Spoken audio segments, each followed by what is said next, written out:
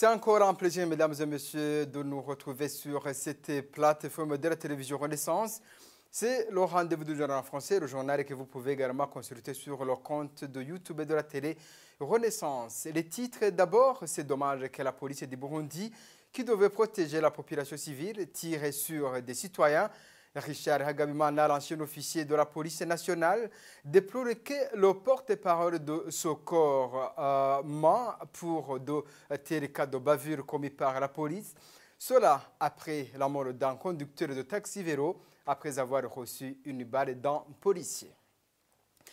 Une nouvelle incursion par l'armée burundaise au Congo et passerait par le lac Tanganyika à l'aide des bateaux des commerçants de Lumongue, membres du parti présidentiel CNDD-FDD. Et à l'étranger, en Centrafrique, en espoir de cessation des hostilités entre les belligérants. Voilà pour les titres. Bienvenue encore une fois.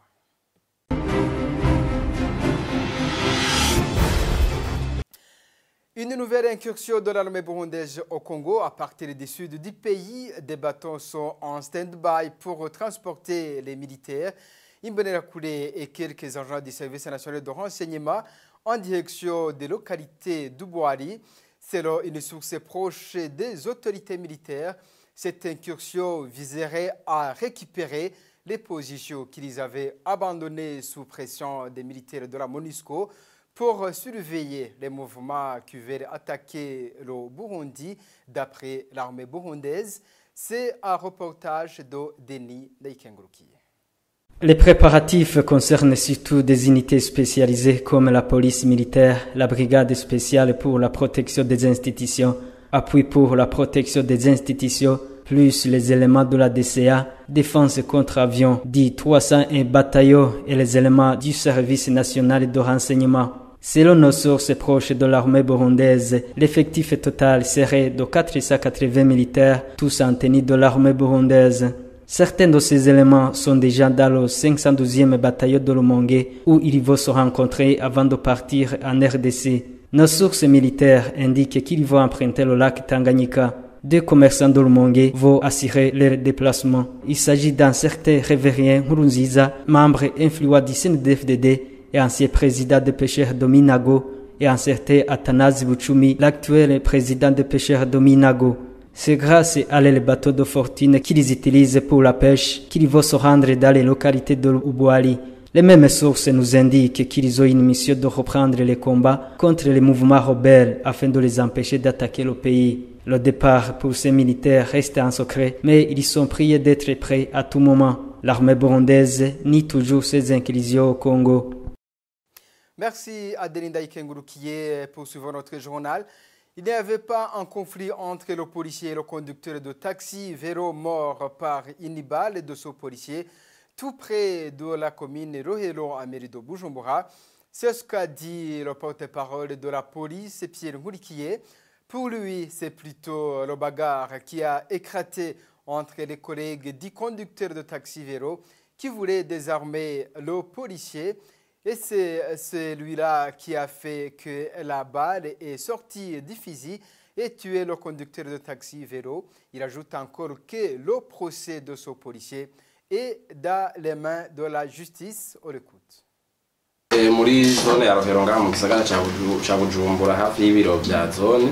Dans la commune de Rohero, ici dans la province de Bujumbura Mairie, tout près de la commune, vers 13 h, il y a un des conducteurs de taxi vélo est décédé à cause d'une balle qu'on lui a tirée dessus. La balle a été tirée par un policier. La genèse du conflit, il y avait 3 policiers qu'on a donné une mission d'empêcher les taxis vélos de conduire leurs taxis vélos jusqu'au centre-ville comme est interdit. Alors, le policier a attrapé un vélo et il l'a mis devant là où il travaillait. Le propriétaire de ce vélo a appelé ses collègues. Ses collègues sont venus étant nombreux avec des pierres dans l'intention de les jeter aux policiers. Ils ont blessé à la tête un de nos policiers qui s'appelle Ndouimana Tade, BPP 1, vous allez le voir. Il va vous montrer là où il a été blessé. Et puis, ils ont encerclé un autre policier avec un objectif de lui voler son arme. Dans le bagarre d'un policier avec les taxis vélos, c'est là où la balle a été sortie du fusil et a attrapé parmi l'un des taxis vélos Dino Dondaishimie Jonas et il est décédé sur place. Il est de la province Gitega, dans la commune de Gitega, dans la colline Ruavzi. Le policier n'avait pas l'intention de tirer sur cette personne. Je vous avais dit, le premier policier était déjà blessé et qu'on avait déjà volé son portable. Le deuxième n'avait pas l'idée de tirer sur cette personne pour dire qu'il a d'abord visé cette personne avant de tirer. Ce qui est étonnant, c'est qu'il y a une personne qui est morte et qui meurt en violant la loi. Pour ce policier que la balle est sortie dans son fusil, les enquêtes ont commencé. Ce que je vous dis, ça ressort du rapport de la police. Mais le dossier va être transmis à la parquet pour que la justice fasse son travail.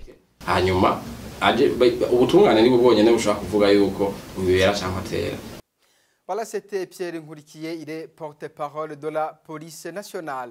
À ce propos de ce porte-parole de la police nationale du Burundi, Richard Hagamimana, ancien officier du même corps, se dit étonné des mensonges de Pierre Nkurikiye à propos de l'incident qui a emporté la vie d'un conducteur de taxi-vélo. Il regrette que cela va passer inaperçu comme pas mal d'autres crimes qui restent impunis au Burundi sous la couverture des régimes en place. Mais dire que ce policier a tiré par mégarde, cela laisse des doutes. Suivez Richard Hagamimana, il est ancien officier de la police nationale du Burundi. Concernant ce qui s'est passé, est-ce que quand a commencé le monsieur, ce qui est censé être porte-parole de la police, franchement, je n'aimerais pas y consacrer mon temps parce que c'est un menteur. C'est quelqu'un qui est là et qui ment au nom de la police. Et pour ma part, mon observation principale sur ce que le rôle que joue le porte-parole de la police, je trouve que c'est quelqu'un qui est là, qui est chargé de proférer des mensonges, de proférer toutes choses d'insanité, qui puisse détruire l'image elle-même de la police. Je n'aimerais pas franchement y retourner. C'est quelqu'un qui est au service d'un pouvoir illégitime. C'est quelqu'un qui est là juste pour aider son patron Burundi à détruire les institutions. Il est franchement incompréhensible comment un policier isolé s'est retrouvé en train de se bagarrer avec un taxi-vélo. Et encore une fois, il est encore une fois difficile de comprendre que par incident, par mégarde, il y a eu une balle qui est sortie parce que, et qui a tué la personne du coup. Et là, nous sommes quand même, les policiers sont présumés avoir reçu une formation adéquate, suffisante, pour qu'ils puissent être armés dans la rue et parmi la population. Alors, imaginez-vous si que chacun des 15 000 policiers pouvait se prétendre avoir fait une erreur et avoir tiré et emporté la vie d'une personne. Vous comprenez ce qui pourrait se passer franchement dans cette vie, dans ce pays-là, avec des policiers irresponsables. Et ça pourrait nous coûter beaucoup de vies humaines. Alors là, il est dans l'obligation de faire des sommations. Sous la sommation, il dira que bon voilà, si vous continuez, je suis armé, je vais y faire usage de l'arme à feu. Et là, pratiquement, la personne en soi, elle est obligée de s'arrêter ou bien de repousser chemin. Et quand il s'agit des locomotives, par exemple un véhicule, une moto, un vélo, et qui persiste de dépasser le point de contrôle, et là, il est question, selon les informations que le policier détient, il examinera si réellement cette personne, franchement, présente une certaine dangerosité. Et s'il continue s'il continue le déplacement, s'il présente une certaine dangerosité face à la vie des humains, face à la vie du public, est-ce que réellement c'est un danger public, c'est quoi? Et là, il fait une sommation, il décide de s'arrêter sous peine de quoi? Il va tirer. Mais franchement, il faut avoir des informations, des preuves que s'il continue sa route, il va menacer la vie des gens. Poursuivons notre journal avec cette page à l'étranger. L'armée rwandaise doit être le socle du développement du pays. C'est le souhait du président rwandais Paul Kagame dans une réunion de ce mercredi avec le recommandement de l'armée rwandaise dans les enceintes de l'académie militaire de Gako dans le district de Bugesera, c'est à l'est du Rwanda. Thierry Bigirindavi pour les détails. Chaque année, il est prévu une réunion du haut commandement de l'armée rwandaise. Cette année, 1000 hauts officiers de l'armée ont pris part dans ce briefing. Le président de la République et commandant suprême de l'armée rwandaise, Paul Kagame, a demandé à ces hauts officiers de s'impliquer dans le développement du pays. N'abandi Je m'adresse à vous ici présents et aux autres membres de ce corps. Nous avons le même devoir. Le développement commence par vous avant de faire effet tache d'huile à toute la population partout dans le pays. Le progrès que nous souhaitons et les priorités que nous avons dans la révolution du mode de vie des Rwandais commencent ici. Ça commence par vous. Si ça ne marche pas pour vous, pour nous, même aux autres, ça ne pourra pas aller.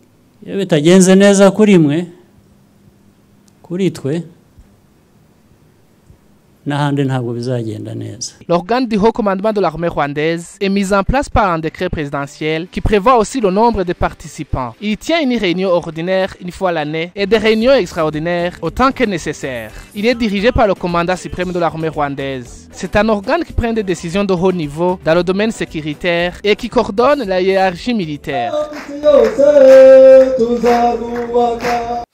À l'étranger, toujours, la décision de libérer l'ancien président ivoirien Laurent Gbagbo et son ancien ministre Charles Blé Goudé, même si elle a été mal accueillie par les familles des victimes et certains professionnels du droit. Cette affaire est toujours pendant en justice, d'autant plus que ces accusés sont contraints de résider dans un pays qui coopère avec la Cour pénale internationale. C'est le point de vue de Maître Lambert Nigarura, président de la coalition burundaise pour la Cour pénale internationale, qui suit de près les procédures de la CPI. Effectivement, la Cour pénale internationale vient de décider la libération de l'ancien président ivoirien Laurent Gbagbo et de son ancien ministre de la Jeunesse Charles Blé Goudé. Ce qui est quand même paradoxal, c'est que jusqu'à présent, la décision écrite détaillant l'argument des juges n'est pas encore disponible. C'est regrettable, mais cela, sans aucun doute, cette décision a été mal accueillie par essentiellement les familles des victimes de la crise ivoirienne, mais aussi par certains professionnels de droit. D'une manière globale, si le juge constate qu'il y a des preuves qui ne sont pas convaincantes ou tout simplement qu'il y a des doutes, l'acquittement donc n'est qu'une conséquence logique de la présomption d'innocence et surtout du doute qui doit profiter aux accusés. Selon donc notre humble avis, cela est tout à fait normal, mais nous devons rester vigilants et attendre un jugement écrit qui détaille les arguments du juge qui ont été à l'origine de cette décision. Mais nous pouvons quand même comprendre surtout que même si la décision a été prise, les accusés doivent rester dans un endroit bien précis où ils peuvent chaque fois se présenter devant la justice autant de fois que de besoin, aussi longtemps que le juge aura besoin d'eux, mais surtout quand tous les éléments nécessaires auront été réunis et pour que le procès puisse redémarrer. Donc ce n'est pas encore fini et nous tranquillisons donc les familles. La justice reste telle qu'elle est. Il y a des règles minimales qu'un procès censé équitable doit suivre. Cette décision ne peut non plus garantir l'impunité aux auteurs criminels parce que le crime sont commis et documenté différemment. Cela étant, cette décision est une preuve que cette Cour est indépendante. Encore une fois, Maître Lambert Nigarura. En aucune manière, cette décision, cette libération ne doit encourager les autres criminels à continuer à commettre ces crimes. Ce qu'il faut noter, c'est que tous les cas ne sont pas synonymes. Donc ce qui a été commis, ce qui a été fait dans un pays n'est pas forcément semblable à ce qui a été fait dans un autre pays.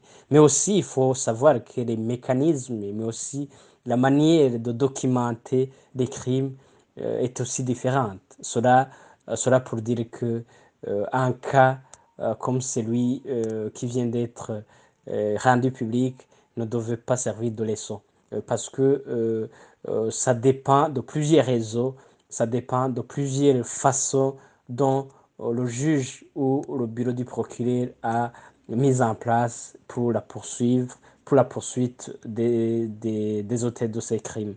Cela étant, cela ne peut pas non plus décrédibiliser la CPI. C'est plutôt la CPI qui démontre qu'elle est finalement indépendante parce qu'elle décide selon la disponibilité des éléments, des pièces dans le dossier. Avant de clore ce journal en Centrafrique, un accord de compromis a été signé ce mercredi entre le gouvernement centrafricain et les 14 groupes armés. Cet accord a été signé parce que les groupes armés centrafricains occupent certaines provinces. 10 pays. Accord a été signé aussi sous la supervision de l'Union africaine. Le reportage est signé Rodrigue Dekouman. Après avoir été paraphé à Khartoum, un accord de paix entre le pouvoir en Centrafrique et les groupes armés qui contrôlent la majorité du territoire de ce pays a été signé ce mercredi le 6 février à Bangui, la capitale. Des berges d'Inul bleu aux rives de l'Ubangui, l'avenir de la Centrafrique s'est peut-être joué. Ce mercredi, le 6 février, a été signé à Bangui un accord qui se veut historique entre le gouvernement de Faustin Touadéra et les groupes armés au palais de la présidence. Un compromis trouvé à un temps record, 10 jours peine de la capitale soudanaise, où des négociations sous l'égide de l'Union africaine avaient lieu depuis le 24 janvier dernier. Mais le contenu de l'accord n'a toujours pas été dévoilé. Un flou qui entretient toutes les rumeurs, notamment sur les réseaux sociaux.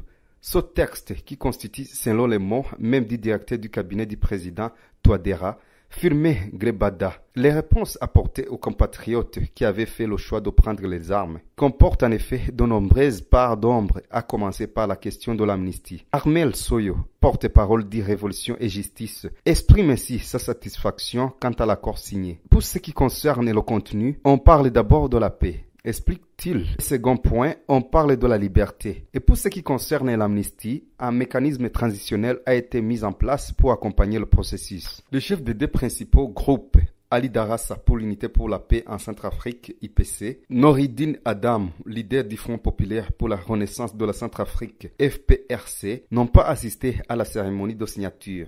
Ils avaient en revanche paraphé le texte appelé Accord de Khartoum. Voilà, c'est par cette bonne nouvelle en Centrafrique que je mets un point final à ce journal. Merci de l'avoir suivi.